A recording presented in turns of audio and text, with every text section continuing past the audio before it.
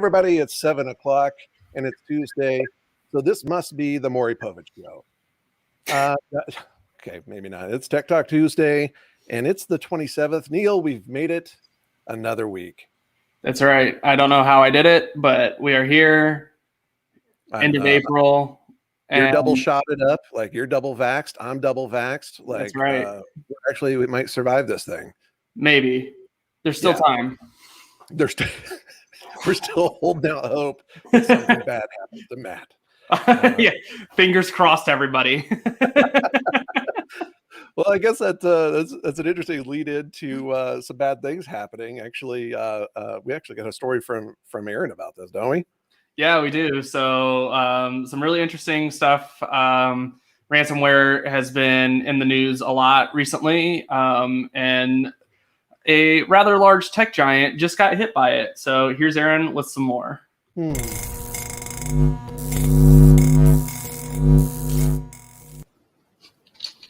Apple has been targeted in a $50 million ransomware attack following the theft of a trove of engineering and manufacturing schematics of current and future products from Quanta, a Taiwan-based company that manufactured MacBooks and other products for Apple.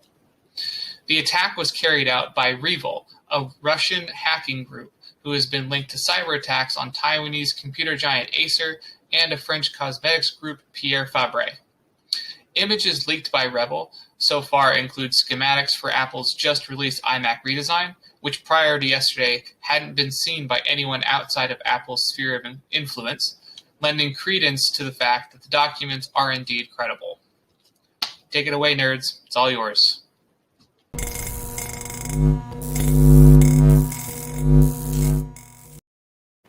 It's like if you were evil once, gave it up, and decided to go back again, it's like you're re-evil. Like that's what it reminds me of. Yeah, just a little bit.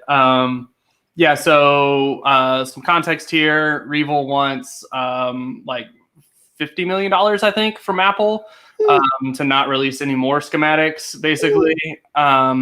So for Apple, it's just like buy money, which is what I would do if I were Apple, probably.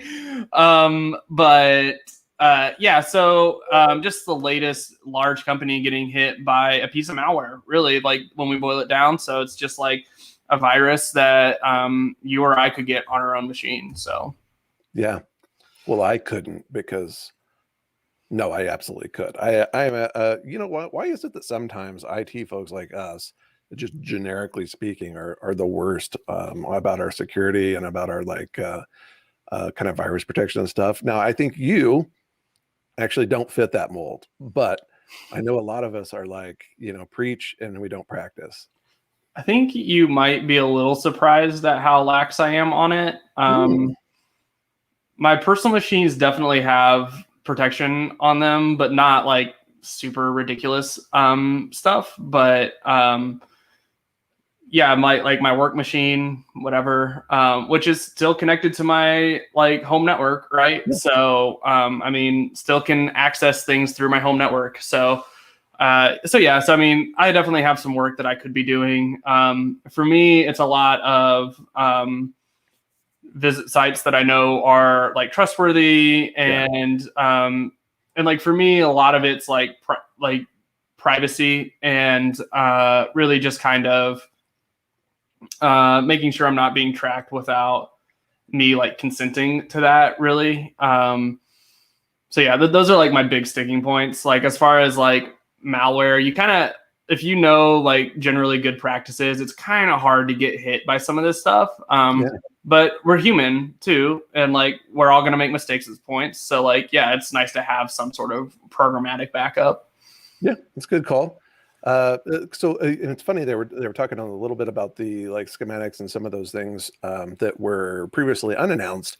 But I think we had made mention that Apple had actually made some announcements, but probably the biggest one that I was looking forward to was not necessarily the multicolored iMac and the multicolored Mac Mini and whatever, which is cool. I mean, I think it's neat to see those, and it's good to see some incremental improvements too on the specs. Really did if you didn't catch it, the iMac's cord, the power cord, is actually, you're thinking like, how cool could a power cord be? First of all, it's magnetic. And so that's interesting that they're going back to that. Ugh. But check this out. They're actually down, like as it comes out of the back of this thing and down, there's like a little area and it's like a little clip. So where your power is like coming in, the Ethernet plugs in there. So it all goes through then one cable. It's one very clean line cable up to your iMac. And I'm like, yeah.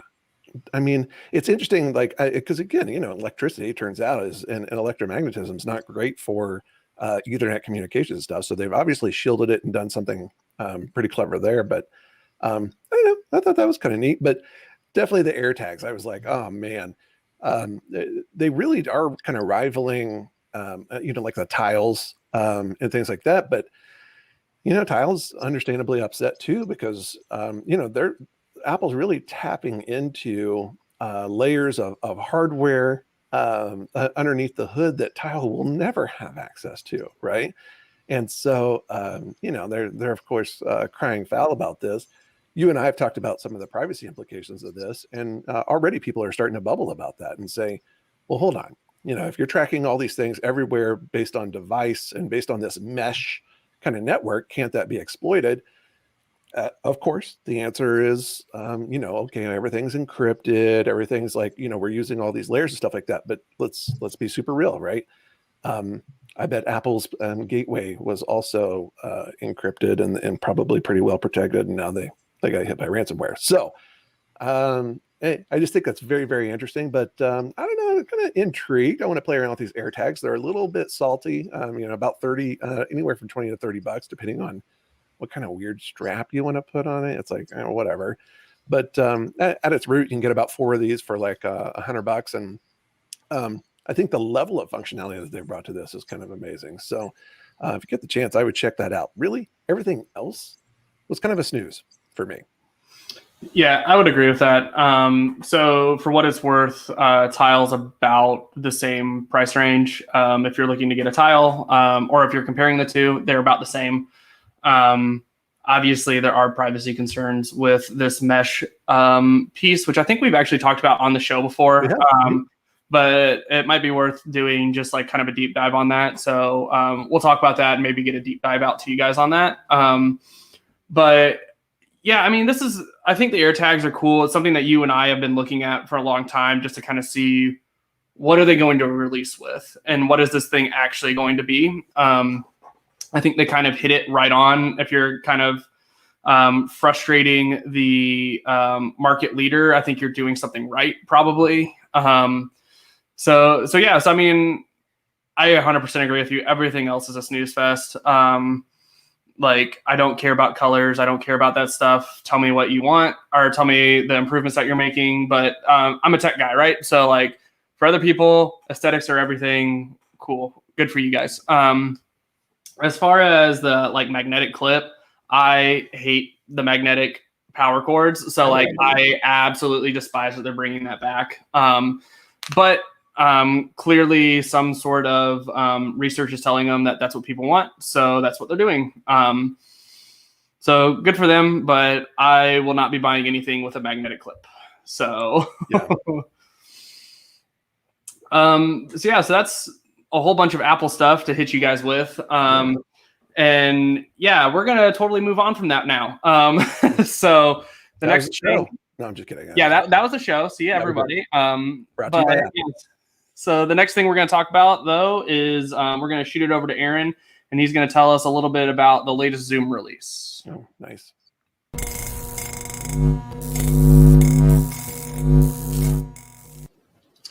This week, we have a release notes roundup for you.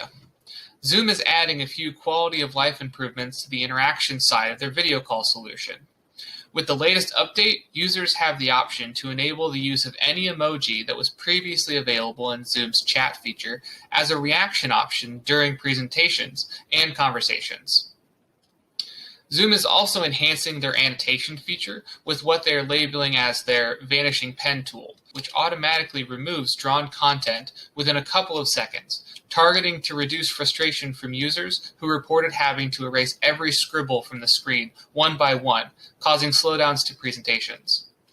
Also included on Android and iOS tablets is a new auto shape feature to turn your scribbles into straight lines, rectangles, and ovals, all focused on making Zoom presentations neater and nicer. What do you nerds think of these changes? Noteworthy or another penny in the feature bucket?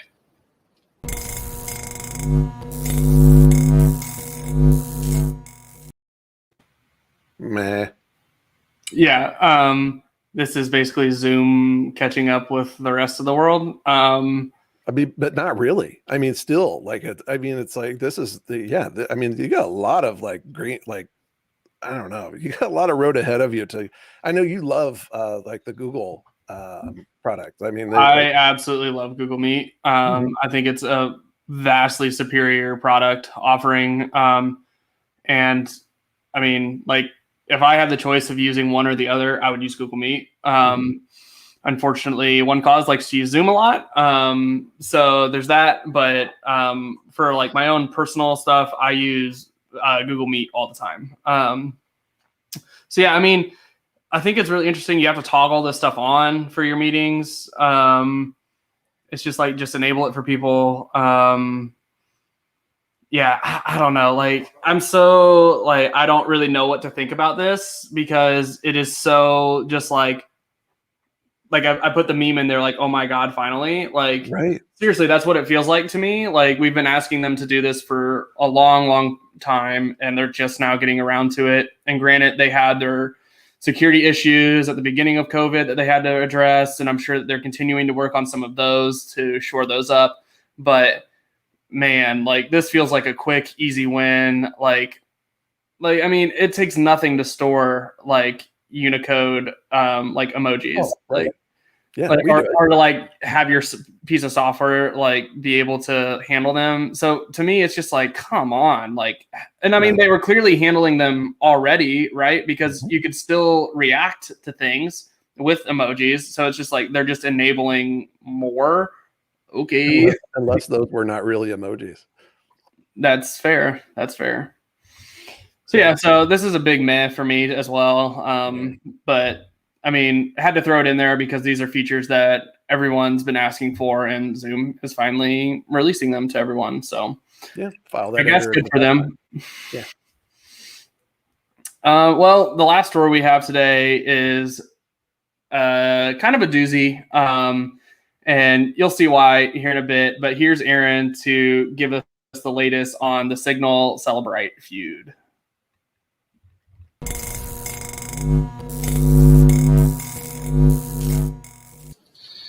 Today, our nerds will be diving into an online feud between the security-focused messaging platform Signal and the less than reputable digital intelligence platform Cellebrite.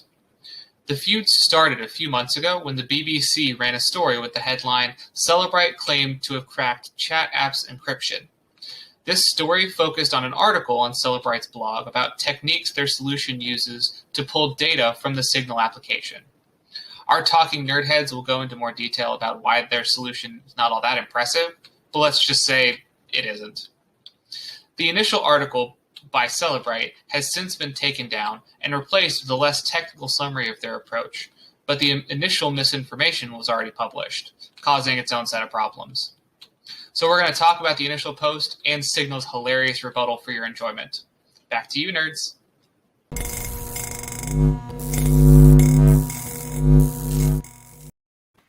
I'm not saying it's aliens, but yeah, so I'm going to give you guys a little bit of a rundown of what these two companies are and what they do, and then what Cellebrite did to actually kind of piss off Signal. You kind of heard a little bit of that, but I'll go into a little more detail on that.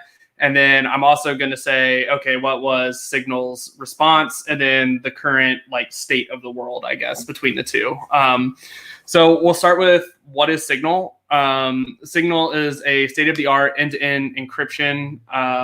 It's actually powered by their own open source Signal protocol, and it keeps your conversations secure. So it's just like your messaging app on your phone.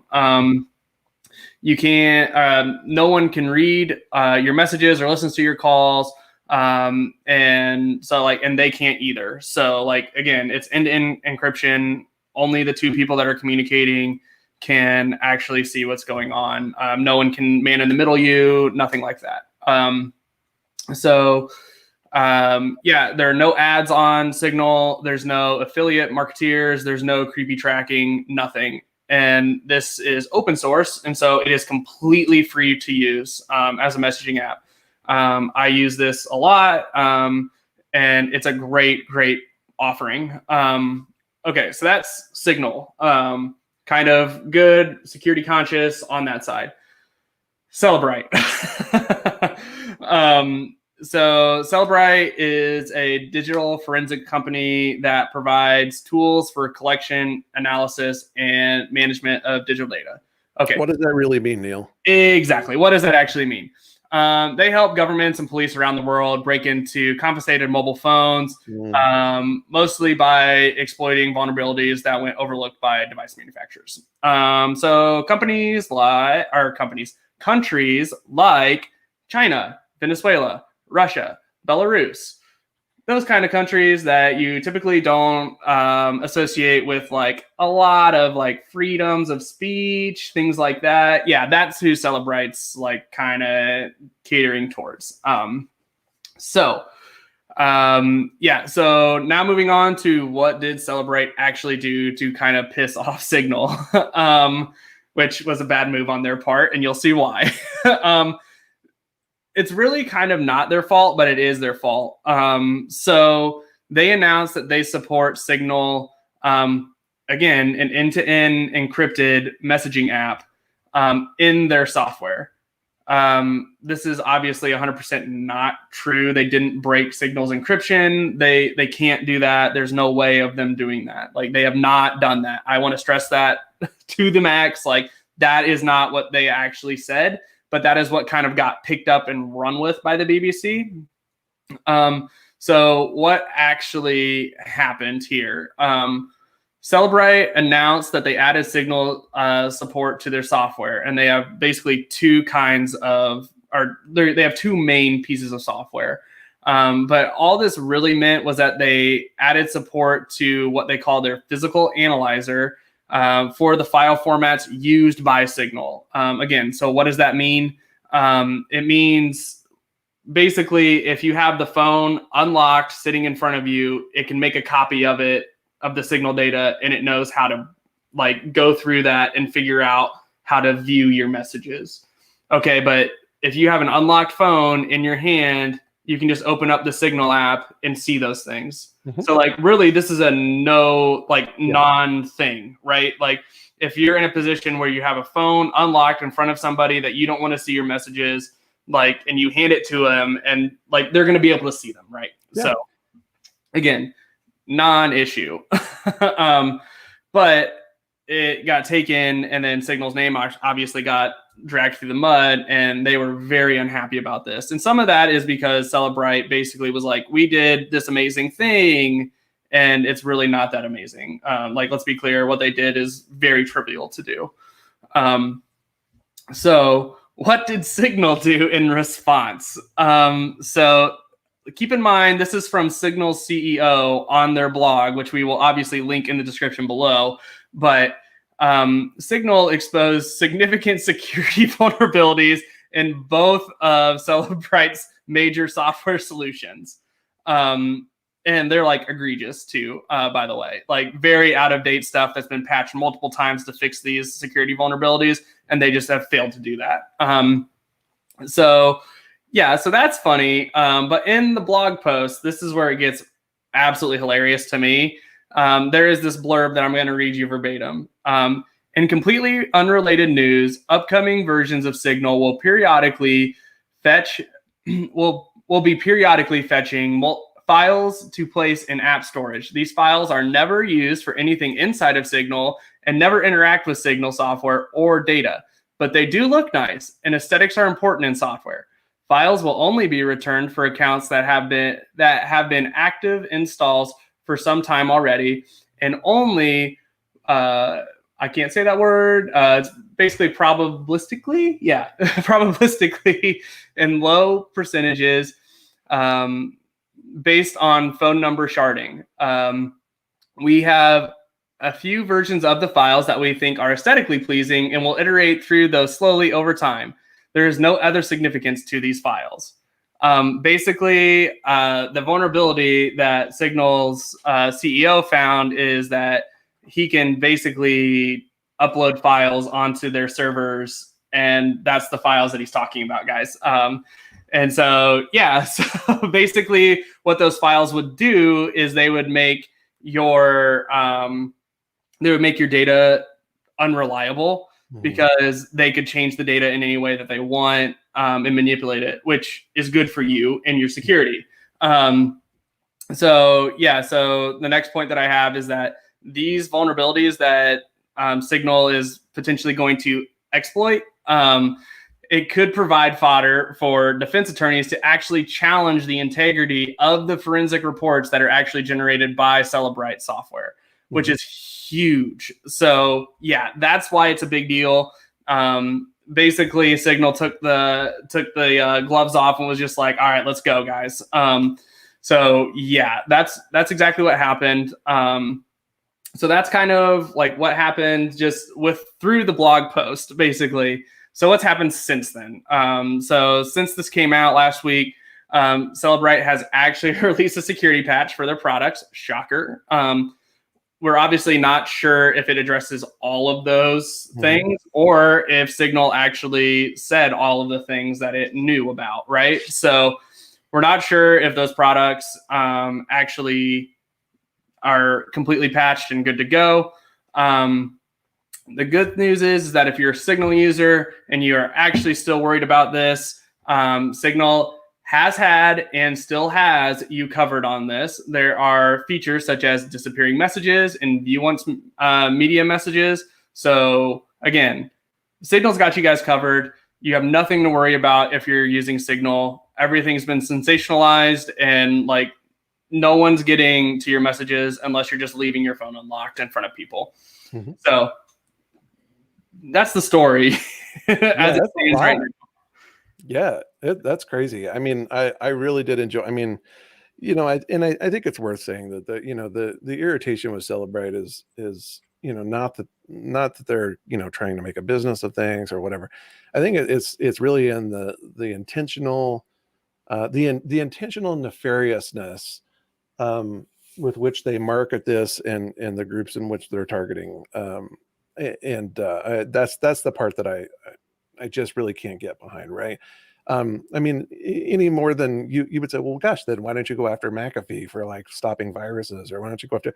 This is not that, right? So we're talking a consumer grade thing versus a very malicious attempt to surreptitiously take data and basically hack into mobile devices. So yeah, I don't know. I got nothing for them. Yeah, and I think I think it's important to say this, like this is being used on activists, journalists in countries that really need those people and need encrypted security for those people. So I mean, like this is extremely important. Signal's doing a great job at trying to quell everyone's concerns. But again, like the CEO says in the blog post, like once that's out and people think that, like it's so hard to recover from that. Sure.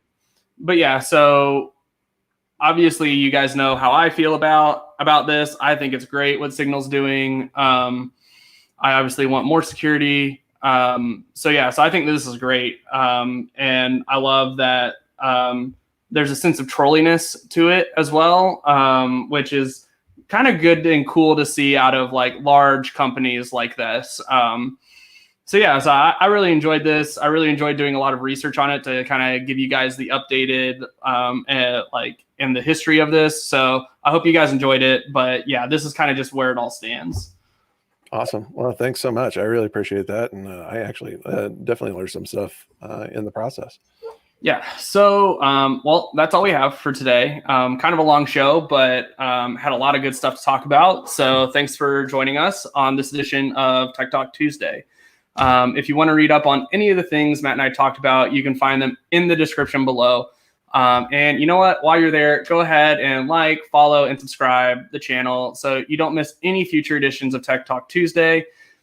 We go live every Tuesday. I know it's crazy. We've been doing this for like a year. We go live every Tuesday at 7 p.m. Eastern. And we'd love to have you live. We'd love to interact with you guys live. So please join us live. And we really look forward to having you there. If you want to have your question answered live on the air, you can hit Matt or I up on Twitter. Matt's Twitter handle is @TheMattRay. Again, he is so unique and so special. There is only one of him. So it is the Matt Ray. And mine is @NeilTardy because, again, basic and everyone can remember it. So, so thank you again for joining us on this edition of Tech Talk Tuesday. And we'll see you next Tuesday.